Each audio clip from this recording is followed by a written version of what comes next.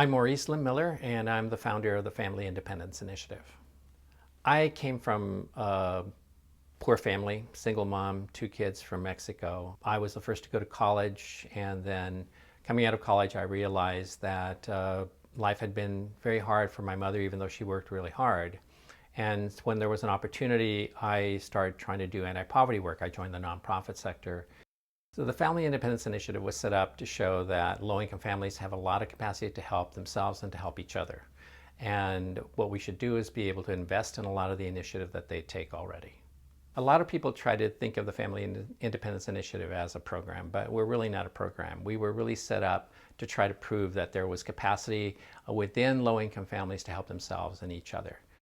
What we did is we enrolled groups of families. We enrolled them and basically challenged them. It's like, okay, so what would you do to get your own families and to help each other get out of poverty? If you report to us every month what you do, and I have a data tracking system that will pay you for the time that it takes you to report. When we've tried it in Oakland, Hawaii, San Francisco, and now Boston, on average household income goes up within 2 years over 20%. Debt goes down, savings go up, kids' grades go up. The families in general start taking control over their lives. They help one another, and everybody starts doing much better just because they're doing it their own way.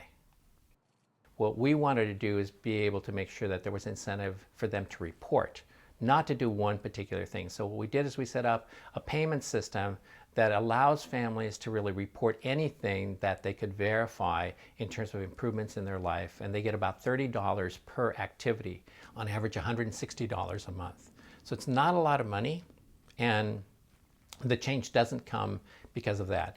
What it does is the 160 takes the issue of money, it takes the edge of money off the table.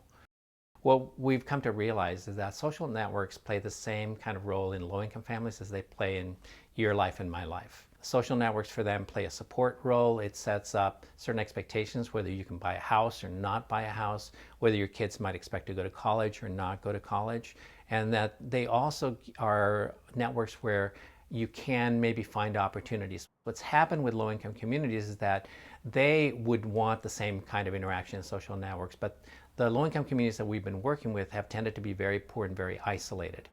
So in this next period, this next 10 years, the focus of FII is to build what we're calling the Opportunity Platform, which is a platform that holds a lot of, a variety of resources, whether it's financial, it's awards, it's recognitions, all of those things that you and I know we use to build our lives, to have our kids look towards the future.